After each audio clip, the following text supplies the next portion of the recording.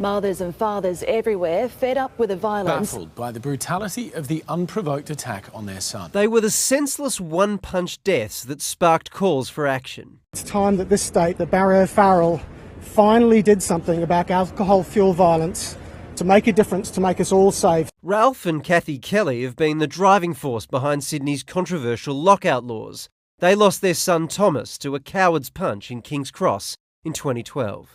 We didn't choose this path to be going on now, but you know, we wanted to stand up and fight for him and stand up and fight for what we felt was an injustice.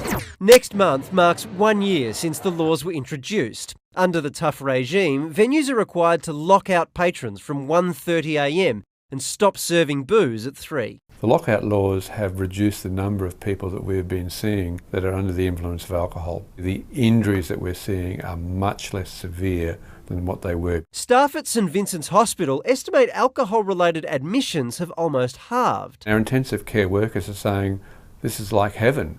Things have changed. The lockout laws have done something. But local businesses say all the lockout laws have done is kill trade. The streets are empty. I mean, Taylor Square, right near us, used to be a thriving hub of activity late at night, and just isn't so anymore. It's definitely the lockout laws. Jason Ryan says his pub is just one of around 40 venues forced to close in the last 12 months. We've lost our livelihoods. I was running a decent, respectable business that wasn't contributing to the violence issue, and I've been completely screwed over by it. It's making the community safer, so unfortunately communities need to be safer over profitability of pubs and other areas. This is far higher than someone's profit.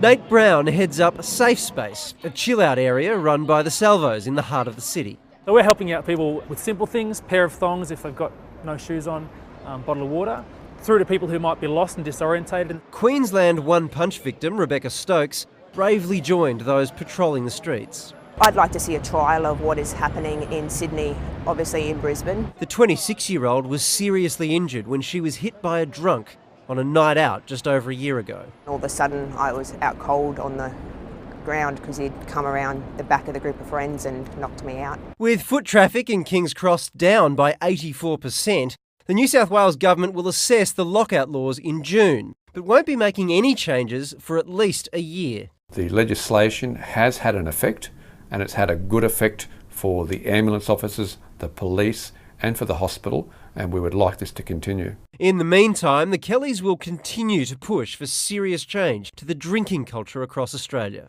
If we can make a difference so that not as many people have to go through what we've been through in the future, then we feel like we've achieved something as a legacy to Thomas.